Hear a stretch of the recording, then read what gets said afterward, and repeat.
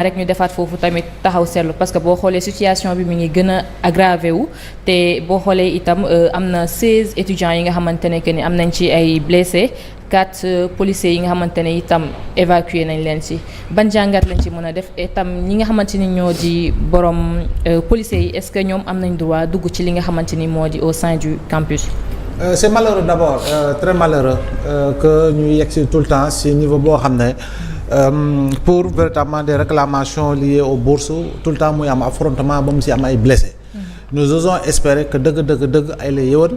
la daan am université ba ñu naan bakken rot na fa jàpp nañu loolu daal waratul am fii Sénégal. Blessé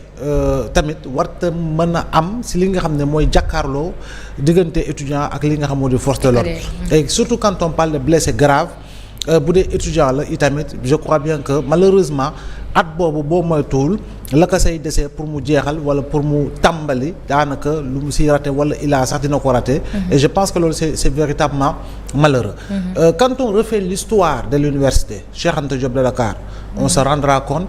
que depuis 1968 je dis bien depuis 1968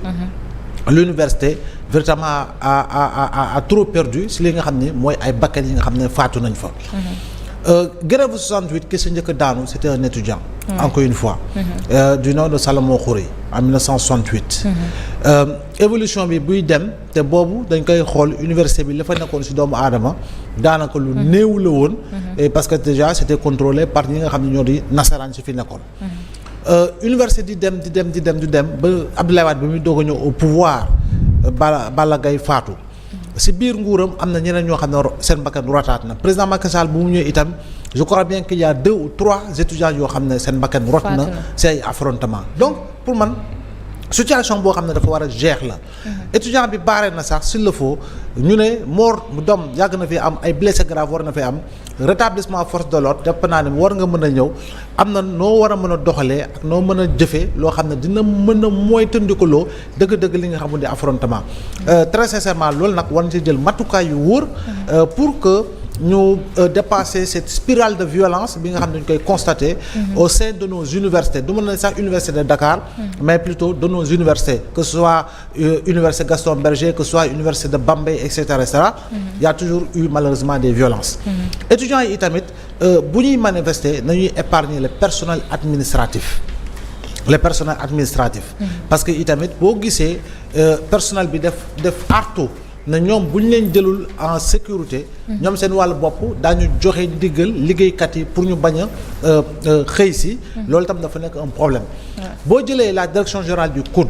boo ko xoolee direction générale du COUD dafa dem ba dafa mel ni prison totalement dañ ko barricadé partout fépp la ñu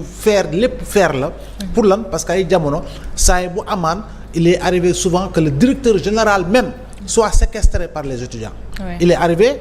qu'un directeur du COUD ay été séquestré par li ñi nga xam ne ñoo di étudiants yi personnel bi yàgg nañ fa dugg yàgg nañu sax taal l'entrée véritablement de la direction générale du COUD loo xam ne fekkee nañ ko donc violence extrême yooyu jàpp naa ni dafa war a mën a jeex université da ngay gis violence boobu dafa dem ba métastasé wu quelque part étudiants yi seen biir gis nga ay corante jaasi sax am na fi y a un ancien militant du parti démocratique sénégalais Darou Mousti ñu koy wax Madiop Diop boo xam ne dañ ko fekk ci biir néegam pour des considérations politiques ak yenn considérations yi nga xam ne mi ngi jëm ci ay amical biir néegam lañ ko fekk dañ ko dóorati ay jaasi jamati ko ay paaka je crois bien que à un pas bu amuloon chance da doon ñàkk bakkanam te genre yu demee noonu yàgg na université léegi nag duggu takk-der yi université dugulet période yi ñu passé étudiants yi ak force de l'ordre ñoo dëkkoon cohabitation la woon dëgg tension palpable la woon donc recteur bi bu demee ba assemblée d'université jox ko sañ-sañ na ko dugalal wool force de l'ordre yi jàpp naa ni bu ko defee comme ni ñu ko expliqué c'est pour assurer la sécurité du personnel non étudiant mais également des bâtiments édifices yi nga xam ne ñoo nekk biir université bi te mënoon nañu bañ a yegg si foofu bu fekkoon ni ku si nekk def na preuve de maturité surtout étudiant bi def na preuve de maturité boo xam ne effectivement du aajooti ñu ne violé waat nañu li nga xamoo di franchise universitaire yi et c'est franchise universitaire yi nag c'est pas la première fois que force de l'ordre yi dugg ci biir yaa ngi dégg jël def université seen quartier bopp te malheureusement nag li ko waral mooy li nga xam ne moo xew te on espère que les autorités vont trouver une solution définitive si problème yi nga xam ne moo soxal ay rappel moo soxal ay paiement bourse et que étudiants yi tamit évoluer dans li nga xam ne mooy méthode de lutte yu ñuy adopté. Mais doyen ak situation bi ni mu demee nii est-ce que tamit c'est bon signe sachant que ñu ngi ci seen 2 ans de mandat buy nekk di dawal actuellement est-ce que li xew ci université bi c'est bon signe. non xam nga on peut pas présager d'un mauvais signe. parce que étudiant moom. à tout moment quel que soit le régime bu waree grève day grève. Oui. Grève bi muy grève ça ne veut pas dire que dina impacter dans la gouvernance du régime. Abdoulaye Wade il est arrivé avec une légitimité populaire absolue. Il est arrivé au pouvoir avec une légitimité populaire absolue. Ndaw yi ñoo ko fal en 2000. Pourtant Balla Gaye 2001 la faatu. tu vois Abdoulaye Wade bi muy def prestation de serment stade Amitié la ko defee. dafa fees dell. ba nit ñi ci pelouse bi amuñu fu ñu taxaw lan moo ko feesal à 80% voire à 90% mooy ndaw yi. te ndaw yi ñoo ko faloon. 1 an après y a eu mort au niveau de l'université Cheikh Anta Diop. Donc loolu mënoo ko mesurer comme baromètre. précis et absolu. loo xam ne dafay nekk menace ci ñi nga xam ne ñoo nekk ci nguur gi. donc je crois bien que niveau boobu tey nii soo ci demee. ku ci nekk nag dina ci am perception bande rouge non tel na de baaxul de. lii baaxul de et cetera et cetera. et le président Macky Sall de 2012 à 2019 gis nañ fi lu ne bakkan rot na ci. ci manifestation université diggante 2012 ak 2019 il y a eu une spirale de grève il y a eu ceci il y a eu cela et pourtant 2019 bu mu demee dafa gagné waat au premier tour. Donc je pense que loolu. lu ñu war a minimiser la par rapport ak li nga xam mooy menace jëm ci gouvernance bi laa wax minimiser par rapport ak li nga xam mooy menace bi jëm ci gouvernance waaye lu ñu war a mën a maximiser la élever ko par rapport ak li nga xam ne mooy perception bu ñu am que ni ça ne change pas du tout et que ça doit changer justement ça doit changer dans le bon sens étudiant bi acquis la droit la bourse bi c'est inscrit dans le budget ñu tel ko fay rappel yi ñu xool nu ñu koy lijjantee mu gaaw ñu daal ñu koy fay et que ñu génn ci loo xam ne effectivement tout le temps dafay créer ay conditions yi tax étudiant bi war a génn di jàmmaarlu ak takk-der yi ba nga ciy gis ay blessés ba nga ciy dégg mort on espère que véritablement durant tout le mandat du président Diomaye encore une fois doo dégg ñu ne bakkan rot na au niveau des universités ou une des universités parce que loolu jàpp naa ni nag su boobaa nag foofu la échec di amee donc moo tax takk der yi tamit war nañu leen gën a ñaax ci li nga xam mooy modèle d'intervention bi ñuy adopté face à ces jeunes qui sont dans les universités. am na solo la doyen alors Cheikh foofu tamit bëggoon naa ñu def fa benn taxaw seetlu est-ce que itam nekkul ni que ni gouvernement bi dañuy xaar pour mort ñu ne mort am na ci li nga xamante moo université pour ñu mun a jóg mun a xool solution réellement pour li mu régler tax boo xoolee rappel yi moo andi problème yi ni mel yépp. En tout cas Aminata ñun le problème qu'on a avec nos gouvernants mooy gouvernement yi fi jaar yëpp le doyen Mbow sànq moo koy rappelé de maître Abdoulaye Wade à Bassirou Diomaye Faye maître Abdoulaye Wade à Macky Sall gis nañ ni y a des morts d'hommes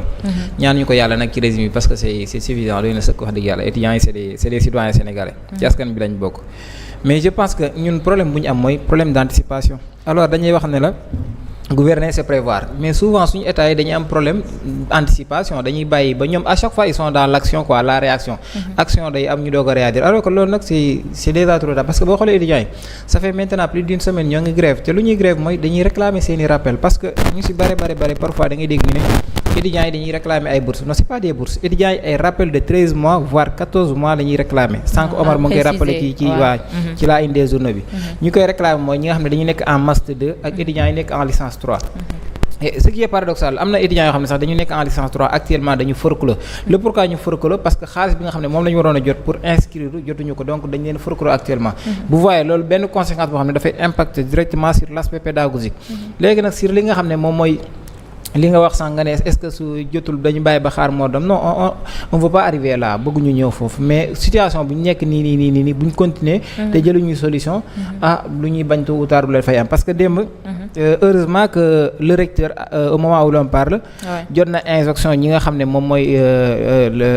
waa pédagogie bi comment dire sax le corps pédagogique pour ñu réquisitionner li nga xam ne moom mooy les forces de défense et de sécurité mais moom ba léegi nii joxagul ordre di joxagul li nga xam ne moom mooy autorisation forces de défense et de sécurité pour ñu dugg biir campus donc c'est bien déjà parce que bu leen ko joxoon bii mën na gën a demee neneen mën na gën a compliqué parce que démb la situation était tellement tendue ñoo ngi wax ay 16 blessés du côté des étudiants ak 4 blessés du côté des forces de défense et de sécurité mais je pense que mënoon nañu bañ a egsi fii bu ma nee mënoon nañu bañ a egsi fii mooy quoi qu'on puisse dire ñun ñëpp ay Sénégalais lañ étudiants gouvernement ministre député journaliste on est tous des Sénégalais et on est responsable ak lu mën di xew on est responsable donc y a un problème qui s'est posé le problème qui s'est posé mooy Abdourahmane Diouf pourtant bi muy def passation de service ak le ministre là doon na ko rappeler peut-être nit ñi bàyyiwuñu ci xel mais boo dégloo benn séquence moo ngi koy wax naan ko gis nga ministère bu ne dafa am ay événement yow sa événement mooy mois de décembre ak mois de novembre te mois octobre novembre décembre sax la ko mais mu ne ko bi ci gën a métti mooy mois de décembre xam nga tax mois de décembre gën a métti mooy di nga am mois boo xam ne da nga war a fay étudiants yi seeni rappel yi parfois mu dem ba doubler li nga xam ne moom nga leen war a fay ma wax ko ne ko man au début bi may doog a ñëw dañ ma doon tàcc ñu may wooyee Abdourahmane monsieur le mais dem naa ba bu may génn lan lañ ma doon wooyee Dramane yow attends-toi à ce que booy génn ci ministère wala un mois après 2 mois ñu wooyee la Dev Daouda Ngom ñu wooyee la Dev parce que moom il savait exactement ce qui va se passer étudiants yi à chaque fois période bi dafay posé chaque année dafay posé mais léegi nag le problème qui se pose mooy man je peux pas comprendre pourquoi l'État du Sénégal à chaque fois muy xaar ba étudiants yi di dajal ay rappel de 13 mois voire 14 mois mu leen koy doon fay te xam ne à chaque fois ba egsee foofu situation bi dafay compliqué si moom léegi vaut mieux nag nga jéem a def de telle sorte que nga sacrifier te def de telle sorte que chaque fin du mois étudiants yi li leen yoreen nga fay leen ko du coup boo leen ko fayee y aura pas de rappel bu fekkee rappel à chaque fois mooy indi problème essayer de se décarcasser essayer de tout faire pour nga fay leen seen xaalis du coup doo dajale ay 13 mois 14 mois parce que am na ñoo xam ne état mu ngi leen war a fay 515 000 francs par étudiant vous voyez 515 000 francs par étudiant si tu as 1000 étudiants c'est de l'argent donc c'est pas du loo xam ne dañ ko war a négliger léegi nag beneen bi si am mooy man je parle avec le recteur wala li nga xam ne moom mooy le corps pédagogique ñun dañu constater que ne les faits sont là li ñu naan le commentaire est libre mais les faits sont sacrés les faits sont là gis nañu à chaque fois que le recteur bu réquisitionner la police ñu dugg biir campus dafay jur ay pagailles ay morts d'hommes à ne plus finir gis nañu le cas de Balla Gaye c'était la même chose le cas de Bassirou Faye c'était la même chose le cas de Fallou Sène à l'UGB Saint-Louis c'était la même chose donc yow bu fekkee l'histoire daf ñu enseigner que ne chaque fois que même bu fekkee tamit on se rappelle que ne y a ce qu'on appelle la loi numéro 94 du 24 novembre 1994 moom mooy wax li nga xam ne tout ce qui est en rapport avec les franchises universitaires dafay wax dans son texte numéro 1 article 1 mu ne il est écrit que les universités du Sénégal bénéficient du régime des franchises et libertés universitaires qui garantissent aux enseignants, chercheurs et étudiants dans le respect des lois et règlements, principes, objectifs et tolérance l'exercice des libertés indispensables au développement de l'enseignement et de la recherche. C'est dans son article 1. Article 5 moo ngi dem ba ne dans son article 5 l'article 5 de cette loi indique que le recteur ou son représentant peut demander l'intervention des forces de l'ordre sous réserve d'en informer sans délai l'assemblée de l'université. Sous réserve d'en informer sans délai l'assemblée de l'université. Donc le recteur à lui seul ne peut pas prendre une quelconque décision. Il faut que assemblée bi réunir pour jël benn décision bu ñu mën a jël. Mu ne dans son article 6 il souligne que lorsque la vie ou la liberté individuelle des personnes présentes dans l'université ou lorsque la sécurité des biens mis à la disposition de l'université sont en danger d'une manière immédiate, le recteur doit demander l'intervention des forces de défense et de sécurité dans son article 6. Loolu lañu donc c'est bien encadré la franchise universitaire du début à la fin c'est bien encadré. Léegi nag lan moo ci am mooy il y a ce qu'on appelle l'esprit et la lettre loi boo gis dafa am loo xam ne dañu ko tuddee l'esprit et la lettre. Dans l'esprit c'est dans la lettre c'est comme ça mais parfois il faut ñu dawal esprit bu ma ne il faut ñu dawal esprit mooy yow gis nañ ne 3 fois yi nga xam ne wala 4 fois yi nga xam ne dañuy réquisitionner la police yëpp ñu dugg ci biir campus heure bu ñu duggee bu bataille yi méttee guerre méttee ay mort am léegi yow pourquoi à chaque fois nga utiliser méthode boobu nañ privilégier le dialogue autant pour moi et puis beneen def si am mooy suñu force mais est-ce que étudiants itam ak fi ñu toll nii ñoom dialogue arrangé na la ñoom lu gisuñu leen lu ñu fay leen rappel yi non étudiants yi ñoom seen xaalis la ñuy demander c'est le droit le plus absolu seen rappel la ñuy demander am nañ ci droit mënoo ci dara te y a différentes formes de lutte yoo xam ne ñoom dañ koy mën nit ñi dañuy jékki-jékki rek ne étudiants yi dañuy génn barrer avenue de Cheikh Anta Diop mais non étudiants yi avant ñuy barrer avenue Cheikh Anta Diop dinañ waxtaan ak ñi ñu war a waxtaan ak ñëpp dinañ waxtaan ak le recteur dinañ waxtaan ak le directeur des bourses heure boo gisee étudiants yi génn ci mbedd bi baare rek xamal ne foofu lañ toll mooy seen dernier recours. te récemment passé gis nañu organiser ay conseil de casserole pourtant conseil de casserole yooyu forme de lutte la. étudiants yi def nañ ko fi ñaari yoon. Dakar def nañ ko Saint-Louis def nañ ko conseil de casserole donc loolu yëpp c'était des ay messages yoo xam ne ay alertes yoo xam ne dañ ko doon lancer le gouvernement. léegi nag li nga gën a xam ne moo yokk xar mi karaw ni ñu koy wax sax mooy la députée là gis nga dans ce pays il faut qu'on arrête de tout politiser. wax dëgg yàlla politique moo ñu sonal Sénégal quoi qu'on puisse dire il faut dire la vérité. gis nga député bi génn assemblée di comparer situation Sénégal étudiants Sénégal yi ak Canada di dem bay wax am ay députés yoo xam ne dañu proposer à ce que ñu supprimer les bourses. ñoom mettre de l'huile sur le feu parce que dañoo révolter loolu les étudiants il fallait au moins tempérer la situation. Calmer. Parce que quoi qu'on puisse dire député yooyu toog assemblée naan nañ supprimer les bourses tey député bi boo ci toogoon 2 mois fay ñu la sa salaire wala 3 mois fay ñu la sa salaire nga génn ci télé yu commencé kaas. amul député boo xam ne fin du mois jot fay ñu ko. amul ministre boo xam ne fin du mois jot na fay ñu ko amul directeur général boo xam ne fin du mois jot na fay ñu ko léegi pourquoi pas yow nga ne duñ fay étudiant bi nañ supprimer bourse am. Il faut qu'on se dise les choses il faut qu'on dise la réalité mais quoi qu'il puisse arriver daal mooy le recteur ñi nga xam ne ñoo gérer la pédagogie les étudiants nañ toog autour d'une table sans ko tax maa ngi gis ñu naan est-ce que le ministre de l'enseignement supérieur n'a pas échoué non c'est trop tôt de dire que le ministre de l'enseignement supérieur a échoué parce que defagu fi quoi qu'on puisse dire 3 mois la fi def maximum c'est pas encore 4 mois donc nañ ko bàyyi mu gérer lu mu war a gérer il n'a qu'à convoquer les étudiants ñu toog waxtaan arrondir les angles d'ailleurs on ñu ne que ne am nañ tey waxtaan bu ñu war a am ak la direction wala am nañ waxtaan bu ñu war a am ak les autorités nañ waxtaan ñu xool lépp loo xam ne dafay jóge ñu tenir une langage de vérité bu fekkee étudiants yi mën nañu bàyyi ñu bàyyi une part gouvernement def dara après ñu continuer parce que lii nii situation bi nekk di bu continuer après ñun ñëpp on va le regretter alors que ça sera trop tard. Tout à fait noonu la demee sax nag alors Seydina Oumar damay ñëw rek ci point bi nga xamante ne est-ce que gisoo itam ki nga xamante ni moo di premier ministre jot na mu jël dossier bi en main vu que actuellement ministre bi affaire yi dafa xaw a tagga tembe tuuti ci wetam mën nañ ko waxee noonu. waaw xam nga des fois damay faral di dégg ñu ne négociation yi dépassé na ministre bi dépassé na li nga xam ne mooy direction des bourses na ñëw ci ki nga xam ne mooy Ousmane Sonko mais ñoom ñëpp ku ciy négocier yaa ngi coordonné ak le premier ministre parce que moom mooy coordonné li nga xam ne mooy l'action gouvernementale bien sûr donc man lu bees li nga xam ne mën naa ko ci andi rek parce que tey moom soo xoolee journaux yëpp ci li nga xam ne mooy tension bi am fële ci université la ñëw mais am na benn médiation bu nga xam ne mi ngi commencé di am tey ci plateau li nga xam ne mooy réveil ki nga xam ne mooy Pierre Babacar Thiaw ak fële ca RFM aussi ki nga xam ne mooy Waly Faye ñoom ay représentants wu syndicats yi la wala boog étudiants yi fële ca li nga xam ne mooy université ñu ngi xamal que am na ay médiation yu nga xam ne commencé na am ba actuellement ñoom dinañ suspendre seen xeex ci lu toll ci 48 heures 48 heures yooyu nag dañ ko teg ci benn condition mooy il faut li nga xam ne mooy police ak gendarmerie génn li nga xam ne mooy université pour ñu mën a commencer li nga xam ne mooy ay médiation mais du ñu dem ci médiation ba pare gars yi di des ci li nga xam ne mooy biir université bi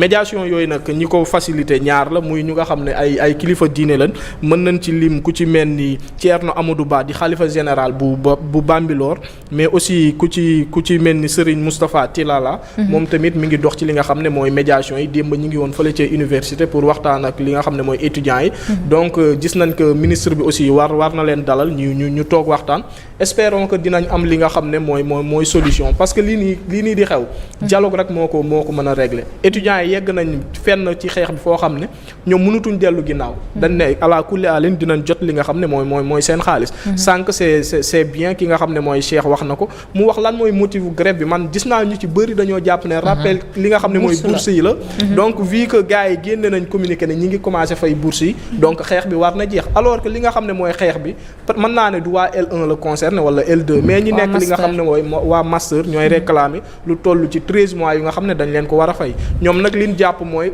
gars yi inscrit wuñu woon ci li nga xam ne mooy année académique beeg perturbation yi fi amoon mais ñoom jàpp nañ ne loolu faute bi c'est l'administration mais et non li nga xam ne mooy les étudiants bourse man jàpp naa ne ni ñuy fayee fonctionnaire bi salaire am noonu lañ ko war a joxe ki nga xam ne mooy étudiant parce que dafa nekk ci li nga xam ne mooy loi des finances su demee ba dugg ci li nga xam ne mooy suñu wàllum budget suñu wàllum finance donc heure bu ñu virelee ki nga xam ne mooy fonctionnaire bi étudiant bi aussi war nañ ko virer li nga xam ne mooy salaire am parce que ci la mën a def li nga xam ne mooy ay besoin am mën naa ne c'est une question de survie mais c'est pas li nga xam ne mooy benn luxe parce que bourse ñun ñëpp xam nañ ne balaa weer bee dee mu jeex leneen li may ñëw ci li nga xam ne mooy étudiant yi rek parce que gis nañ suñ demee ba recteur tamit bëgg autoriser li nga xam xam ne mooy police ak gendarmerie ñu dugg ci li nga xam ne mooy université. peut-être que situation bi mi ngi commencer déborder te am na benn personnel bu nga xam ne ñoom ñoo war a yor li nga xam ne mooy seen sécurité. mais aussi édifice yi nga xam ne nekk na ci biir su fekkee dañ koy yàq di ko taal. loolu dafay ñëw ci li nga xam ne mooy forme de lutte bi nga xam ne dañ koy utiliser police ak gendarmerie aussi nañ gën a bàyyi xel que seen ay rakk lañ jàkkaarloog di xeex ak ñoom man jàpp naa ne fuul lacrymogène rek doy na ci te lacrymogène sax ñoom duma leen jàngal seen liggéey am na noo ko war a tirer ba du gaañ li nga xam ne mooy étudiant bi wala boo ki nga xam ne mooy manifester parce que yow da nga ñëw pour andiwaat li nga xam ne mooy ordre université donc désordre su fa amee rek yow sa mission jàpp naa ne da nga ko échouer donc ñoom nañ def le tout ba ngalawaay mort d'homme moom buñ fa yegg parce que li Sénégal ñi fi ñàkk seen bakkan ci wàllum xeex yi ci wàllum étudiants yi bëri na trop te régime bi aussi dafay nekk lu nga xam ne benn tache noire lay doon ci ñoom mari day taali su demee bu am ñi ngi ñaan suñu borom daal gars yi ñu toogaat ci li nga xam ne mooy table de négociation ñu waxtaan pour trouver li nga xam ne mooy solution ci mbir mii di xew parce que nekk na lu nga xam ne quoi qu'on puisse dire débordé na démb liñ doon gis naa ba tey le soleil su demee ba ne intifada donc moo lay wan ne situation bi nekk na benn situation bu nga xam ne c'est très tendu donc nan la ñuy def nag ba andiwaat li nga xam ne mooy jàmm fële ci université war na soxal ñëpp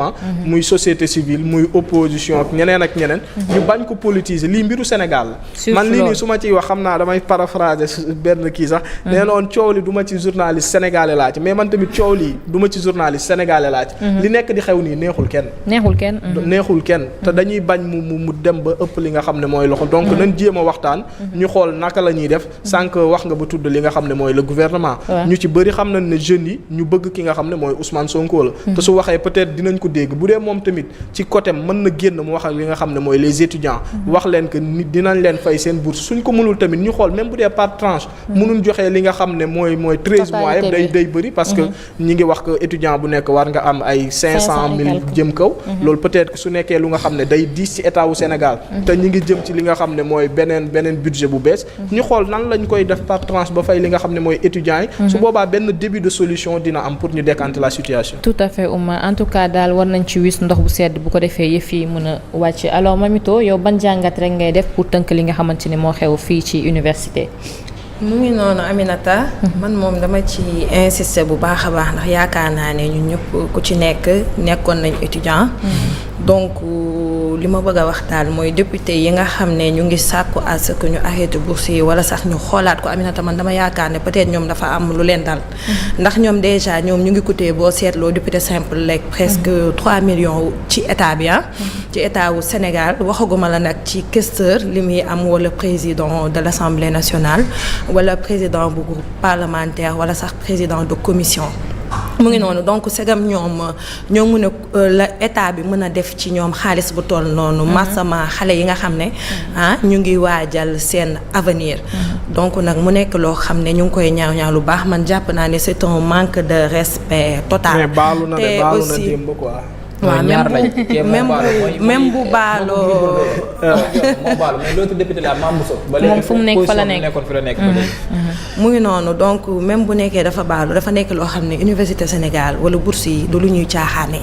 ndax xale yi ñooy nekk avenir suba du dëgg te gis nañ étudiants yu bari yoo xam ne bu ñu demee ci échec rek bokk na ci ñi nga xam ne dañoo ñàkk bourse te Aminata nañu sóoraale ne am na étudiants yoo xam ne par exemple mu ngi mel ni koo xam ne ay waajuram paysan la nga bëgg ko xañ bursam tey dooleem demewul noonu mooy delloo nga ko dëkk ba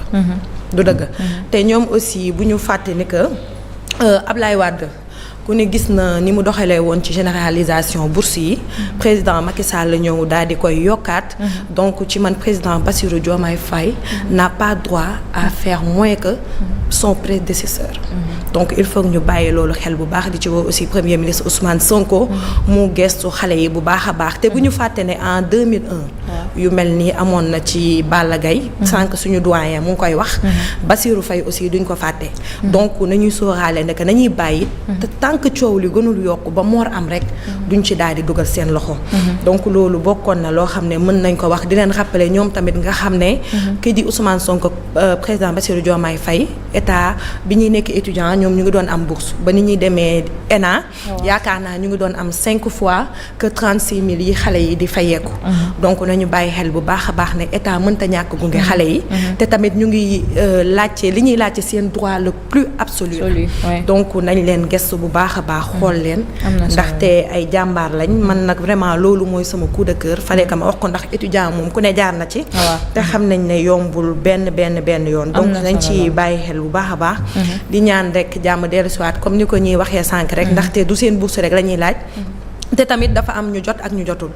ndax démb gis nañ communiqué bi mais ñoom li ñuy jooy mooy dafa am ñu jot ak ñu jotul ba pare seen rappelu 11 mois la ñuy laaj waa master 2 donc ñu ngi ñaan rek ñu gestu leen bu baax parce que éducation moom dafa nekk loo xam ne vraiment dafa bokk trop ci avancement dëkk dëgg la Mamito am na solo lool macha allah alors comme ni ñu ko waxee rek dañuy